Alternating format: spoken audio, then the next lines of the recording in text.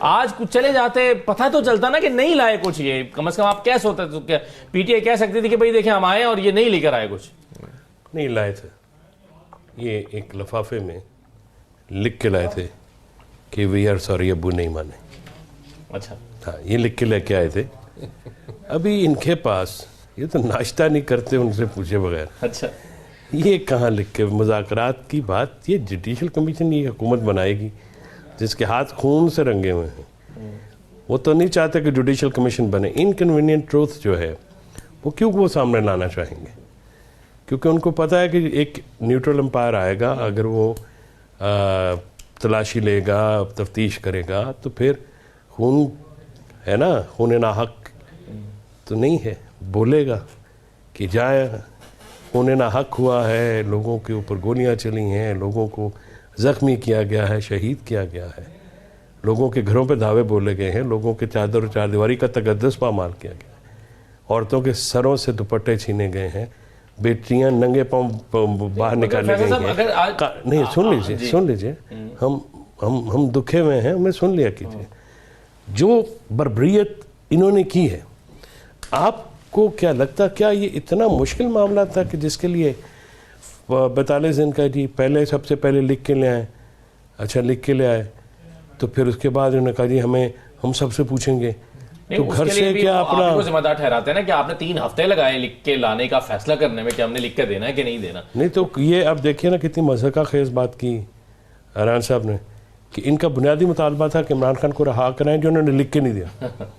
ٹھیک ہے, گزارش یہ ہے کہ یہ اس طرح سے آپ کو نظر آیا یہ آتا ہے نا کہ پولیٹیکلی امیچور پیپل ہوں.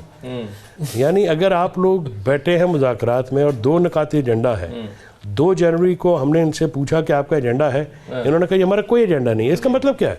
مطلب یہ ہے کہ آپ نے ہمارا ایجنڈا تسلیم کر لیا ہے, پھر ifs and buts تو نہیں ہوگا. اگر آپ یہ سمجھتے ہیں, آج دیکھیں نا, آج جیسے سارا کا سارا وزن اٹھا کے مطلب ذمہ داری اٹھا کے آپ کے اوپر ڈال دی ہے. اگر آج پی ٹی آئی کے 2 لوگ بھی چلے جاتے, 3 لوگ بھی چلے جاتے اور اس کاغذ پہ لکھا ہوتا نو سوری, تو آپ وہ کاغذ کو آپ کو دکھا دیتے ہیں, کم از کم آپ کے پاس کہنے تو دم دبا کے جواب ہوتا. چلیے میں فریہ ادریس صاحبہ کو ویلکم کرتا ہوں. آپ دونوں نے میرے سے مل کے سوال پوچھا تو جواب نہیں دیں گے. فریہ کے پاس اب جائیے. فریہ میں آپ کا تھوڑا سا وقت لے رہا ہوں آپ کی اجازت سے. بات یہ ہے کہ یہ ہمیں کہہ رہے ہیں کہ ہم دم دبا کے بھاگیں. بھائی ہماری دم تو ہے, آپ کی تو دم بھی کٹی ہوئی ہے, آپ کی تو سب کچھ نظر آ رہا ہے فارم 47 کے حساب سے, آپ کی تو دم بھی کاٹی, آپ کے کان بھی کاٹے. 8 فروری کو آپ نہیں تو انہوں نے بھی جملے بازی کی ہے, تو ہمارے جملے بازی میں تو ہم سے آگے کوئی ہم جانے نہیں دیتے. بات یہ ہے کہ 8 فروری کو عوام نے ان کی بات اتاری. یہ تو شکر ادا کرتے, پہلے تو یہ رو رہے تھے کہ مجھے ٹکٹ نہیں ملا. 8 فروری کو انہوں نے اپنا نفل پڑے, صاحبزادہ حامد رضا سے بچ کے نکل گئی ہے, ورنہ یہ جو ہے ان کی یہ آج فارغ ہوتے. ٹھیک ہے, ان کے سیٹ نہیں. بات یہ ہے کہ یہ نہ وہ ان کی تو نہ چونچ رہے گی نہ دم رہے گی. ٹھیک ہے, یہ تو ہو گئے بالکل ابو کو پیارے.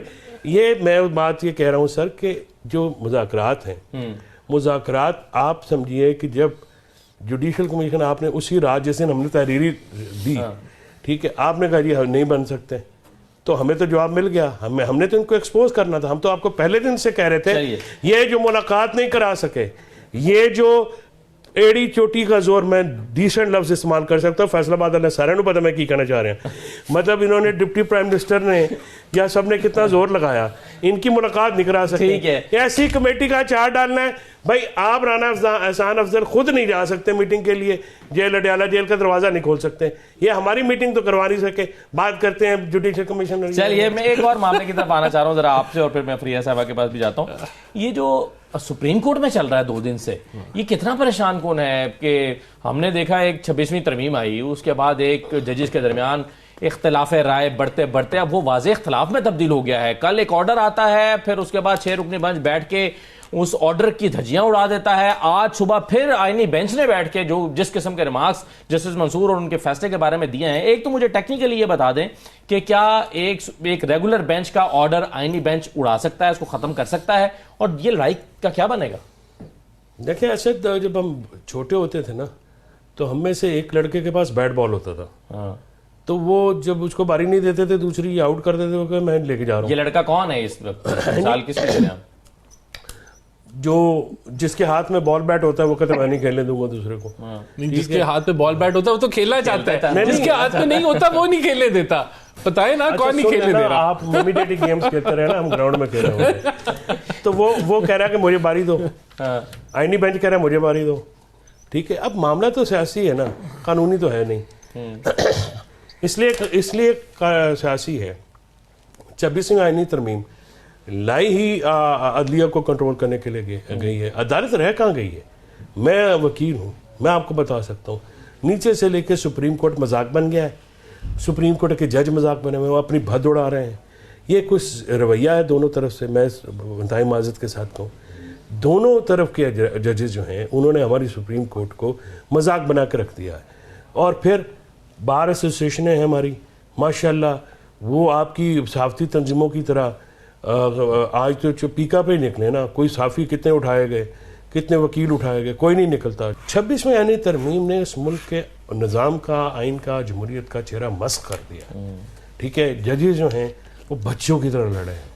کیا اتنے سینئر لوگوں میں اتنی بھی ایک تھوڑی سی وہ باقی نہیں رہ گئی ہے کہ آپ اپنے اندر فل کورٹ میٹنگ بلا کے, یا چیف سیشنر صاحب کے کہنے میں نہیں کوئی آ رہا کہ بیٹھ کے اپنے معاملات بیہائنڈ دا کلوز ڈور بند کریں.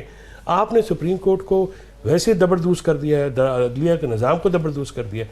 افسوسناک جو صورتحال ہے.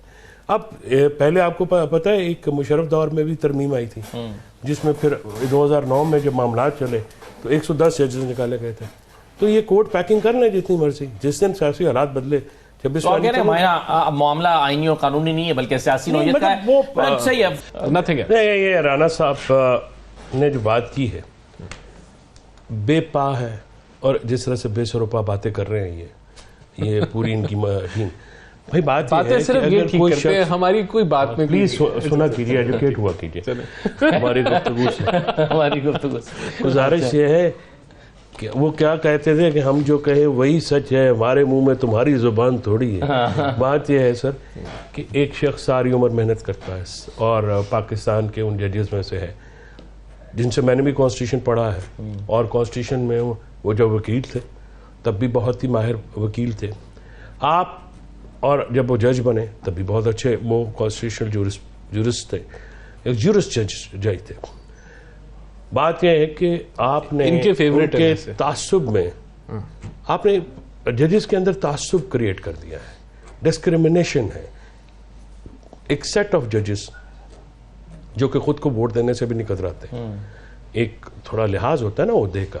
کوئی جج ہیں, کوئی اپنا کلرک تو نہیں ہے کہ آپ اپنے آپ کو خود ووٹ دے کے آپ نہیں, لیکن تمام ججز تو چیف جسٹس نہیں بن سکتے نا سر. بہت سارے اچھے بڑے کوالٹی کے ججز ہیں. Please, it's not about that sir, it's about propriety, it's about اخلاقیات, it's about some کسی کا جسٹ اگر جج کا حق مارا جاتا ہے تو اس سے بری بات کسی معاشرے میں ہو سکتی ہے کہ ایک قاضی یا ایک جج جو دوسروں کو انصاف دینے کے لیے بیٹھا ہوا ہے, اس کو جب باری آئے آپ اس کے ایک غلط امینڈمنٹ ایک انکمپلیٹ ہاؤس سے کروائیں. نہ سینٹ کمپلیٹ ہے, نہ نیشنل اسمبلی کمپلیٹ ہے, نہ پروونشل اسمبلیز کمپلیٹ ہیں. آپ نے سپریم کورٹ کا حکم جو ہے آئین میں, تو سپریم کورٹ کا حکم ماننا بھی ضروری ہے. صرف وہ آئین پیارا ہے جو آپ کو سرو کرتا ہے, جو وہ آئین آپ کو اچھا نہیں لگتا جو کہ ادارے کی پروٹیکشن کے لیے بنا ہے. صحیح تھا غلط. اب یہ بتائیے آگے کیا ہونے جا رہا ہے فیصل صاحب؟ یعنی آپ جسٹس منصور نے جو آرڈر دیا, کیا اس کو ایک ریگولر بینچ کے آرڈر کو ایک آئینی بینچ کا لدم کر سکتا ہے یا واپس لے سکتا ہے؟ وہ تو دیکھیں بالکل وہ تو چھوٹا بینچ ہے, وہ تو کوئی بھی 3 ممبر بینچ جو ہے اس کو اڑا سکتا ہے. تو اگر 2 ممبر بینچ کا فیصلہ ہے تو جورسپروڈنس تو یہی ہوتی ہے نا. نہیں, وہ تو اس کے پاس تو اپیل آنی چاہیے نا, یا اس کے نہیں وہ ریویو آنا چاہیے. نہیں دیکھیے, قانون کے مطابق یہ جو کیس ہے یہ آئینی اگر انٹرپریٹیشن کا کیس ہے, موجودہ 26ویں ترمیم جس کو میں نفرت کرتا ہوں, جس سے میں بالکل ایگری نہیں کرتا, جس کو میں سمجھتا ہوں کہ ایک شاطرانہ یا ایک ایول قانون ہے, لیکن قانون ہے. اس کو ہمارے بندے اٹھا کے انہوں نے لوٹے بنائے, پیسے دیے, توڑے, مطلب وہ ایک بالکل ہی ایک بے حیا طریقے سے ترمیم کی گئی, لیکن نافذ تو یہی ہو گیا. اب گزارش یہ ہے کہ اس کو تو اس کے مطابق دیکھنا پڑے گا. بطور وکیل میں اپنی رائے دے, ایک میرا اعتراض اپنی جگہ ہے بطور شہری, بطور ایک پاکستان ریاست کے باشندے کے, لیکن بطور وکیل میں سمجھتا ہوں کہ وہ تو انٹرپریٹیشن کے کیسز وہاں پہ جائیں گے. اب 26ویں آئینی ترمیم کو چیلنج کیا ہے. پراپرٹی ڈیمانڈز کے جو لوگ اس کے بینیفیشری ہیں وہ خود تو نہ سنیں تو ایک لارجر بینچ بن جائے, لیکن اگر فل کورٹ بیٹھ کے بھی سن لے تو تمام ججز کو آپ بیٹھے. اب ہوا کیا یہ ہے کہ ہم 3 بیٹھے ہیں, ایک ہی کوالیفیکیشنز ہیں, ایک ہی میرٹ ہے, ایک ہی کرائٹیریا جس پہ ہم آئے ہیں.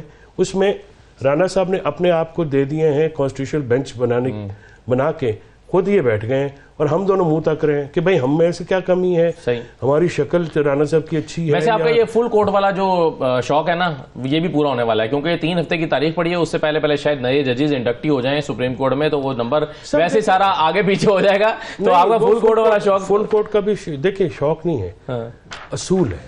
جتنی بھی آئینی ترامیم چیلنج ہوئی, جتنے بھی مارشل لاء کو انڈورس کیا گیا سپریم کورٹ کی طرف سے, جس میں نواز شریف صاحب بھی تھے, بالکل ٹھیک, وہ سارے فل کورٹ نے سنے. لیکن وہ کہتے ہیں نا کہ یہ 26ویں ترمیم سے پہلے کی کہانی ہے نا, عقل یہی تو تمام ججز نے کہا. دیکھیے وہ کہتے ہیں کہ کسی نے کہا کہ تاریخی قانون سازی, میں نے کہا جی بالکل تاریخ کی بدترین قانون سازی ہے, لیکن تاریخی ٹھیک ہے.